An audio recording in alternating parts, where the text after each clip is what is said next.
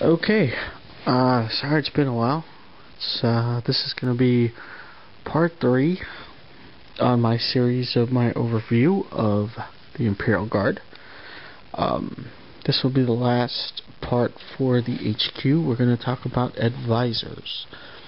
Advisors are attached to the command squad first, and then they go to the HQs of each infantry platoon and so forth. Advisors are commissars, priests, and sanctioned psychers. Let's start with the first option. You can get 0 to 5 sanctioned psychers. The good thing is that they're pretty cheap. 12 points, and you get a free psychic roll. You know, it's random, so I wouldn't really include it in part of your battle plans, but what a lot of people do with their psychers is they turn them into a combat aid. Usually give him a force weapon, which is always a good buy. Some people like to give him the honorifica, so he has more attacks and better weapon skill. Personally, I think that's a little too expensive. I say he, if you're going to give him the force weapon, that's fine. That's you want to keep your points down. Commissars. This is probably the most versatile.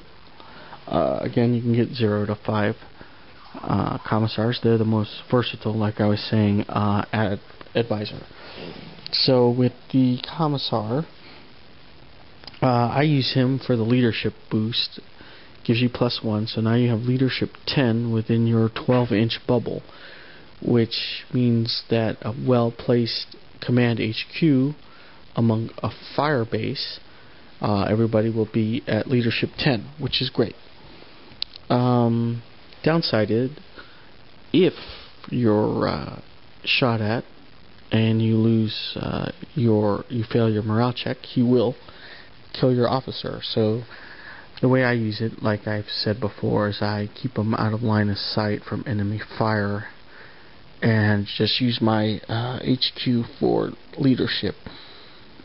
What a lot of people like to do is to boost up the commissar, give him a power fist. This is great if you're going assaulty and he's a non-independent character. So now if you go with a sanctioned psyker and a commissar, you now have a P-fist, a force weapon, and depending on how you arm your HSO, you'll also have a P-fist or another power weapon. So it becomes a really great combat option for the guard.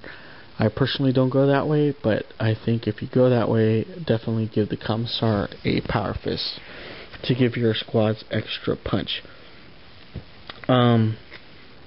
Yeah, be careful also with the commissar.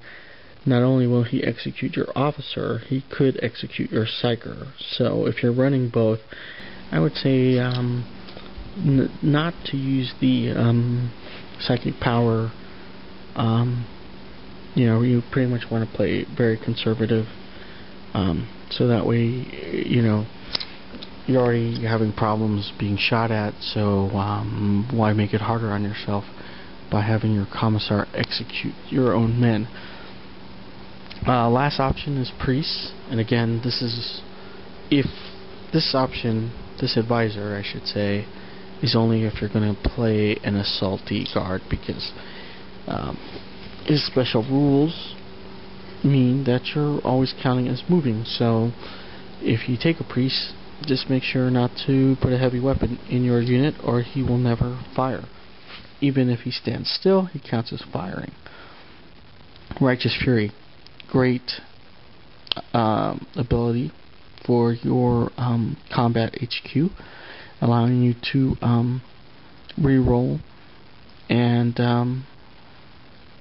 I'm sorry, Fanatical is the reroll, Righteous Fury is the always move. My bad. You get my point though. Some people would arm him with an Eviscerator, so that way you'd have, with your sanctioned psyker, 1 force weapon. Commissar has a P-fist, and now you have a priest, another P-fist with an Eviscerator. That's great for tearing up vehicles. And all this, you have extra wounds, and you have a pretty beefy squad, but it's expensive, and I personally haven't tried all three.